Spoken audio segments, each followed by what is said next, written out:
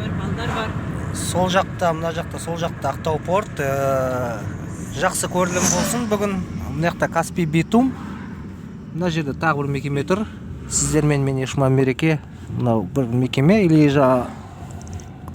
бір вагон келіп тұратын отстой бар. Анау Каспий битум болу керек. Анау келесі. Каспий битум анау. Менің дәл қолым ұшындағы.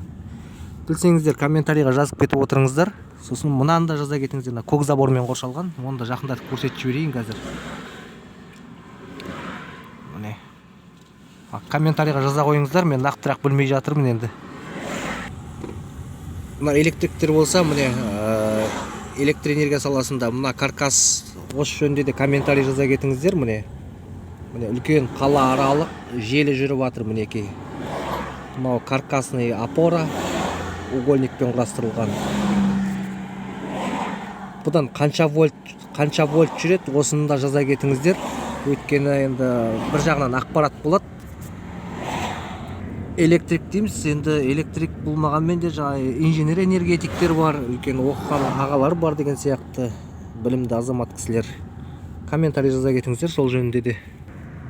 Құрметті көлік жүргізушілері, осылай жол үстінде, әрқашанда жол жүрген кездерде жол үстінде жол қозғалыс ережесін қатаң сақтап жүрсеңіздер деп айтамын. Мына жерде енді көлік қандай номері жоқ, бұл жерде енді өздеріңіз көріп тұрғандай мемлекеттік нөмірі жоқ. Бұны тоқтатыпты.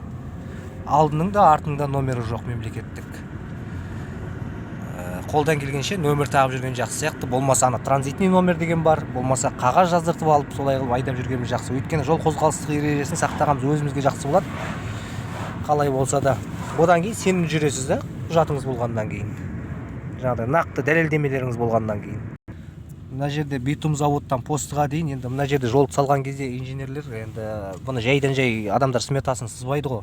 Оған да комментарий жазып кетіп отырыңыздар. Мына жолды салған кезде 4 полоса қылып салған кезде вообще нұр үстіне нұр болып кетеді екен да. Неге десеңіздер, мына битум заводтан ана жерден басталды, мына арт жақтан былай қолмен көрсетіп қойған арт жақтан басталды. Ана бір поворотқа дейін осы жерде не болып жатыр? Пробка болып жатыр кешкі уақыттарда әсіресе. Анау 17-ші стационарный пост бар ғой, ана жердегі соған дейін енді пробка болуы ықтимал. Өйткені енді жүргіншілер біреу жұмыстан келіп жатыр, біреу жұмыстан шығып кешкісін келіп жатыр, одан кейін пробка болып жатыр. Жол салған кезде енді жол салған адамдарға мың алғыс, бірақ та айтатынымыз мына 4 полоса қылып салғанда вообще нұр үстіне нұр болып кетеді екен да. Міне жолдың мына қапталын көрдіңіздер ме? Осы жақпен көліктер жүреді міне. Мына оң жақтағы жермен. Бірақ енді не дейді жаңағы?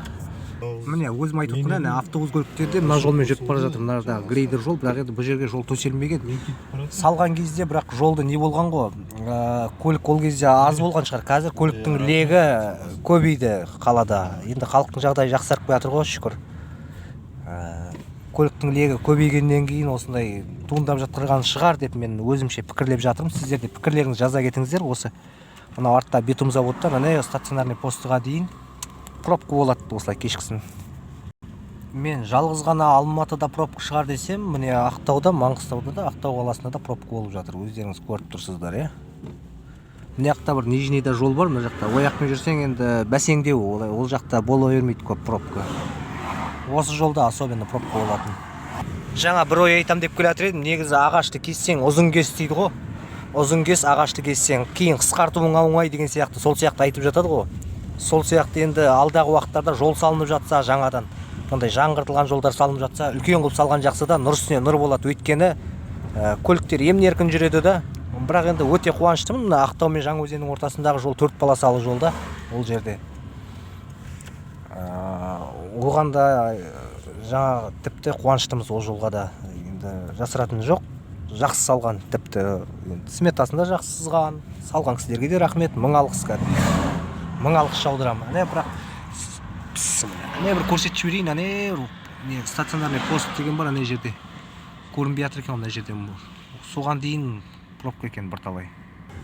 Міне өздеріңіз көріп тұрғанда дәл осындай ал. Комментарий жазамыз, кеттік. Мынау дұрыс па, дұрыс емес па, бұған да комментарий жазамыз. Әлде жаңағы кім осы жолға жауапты кісілерге айтамыз ба, қалай болады? Сонда комментарий жазыңыздар. Мынау жүріп жатқан дұрыс па, дұрыс емес па енді? Әлде болмаса не қалай десек болады?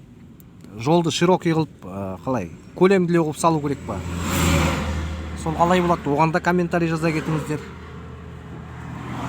Бұл енді бірталай аны жаққа дейін, бір жақтан, алыстан, қызыл көрінді ғой міне көпір. Осыған дейін міне пробка болып жатыр. Ана Алматыда Алтын Орда деген базар бар, Райымбек көшесі дейді. Ташкентский көшесі.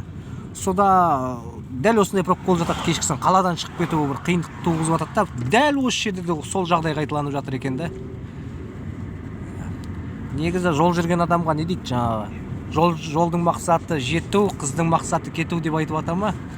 Дәл сол сияқты жолдың мақсаты жету деп діттеген жеріне жетіп атсақ, әйтеуір Аллаға шүкір. Рахмет деп. Комментарий жазыңыздар, подписацияны басып қойыңыздар, каналға тіркеліп алыңыздар. Төменге жақсы сау саламатта болыңыздар. Сіздермен мен Ешман Мереке.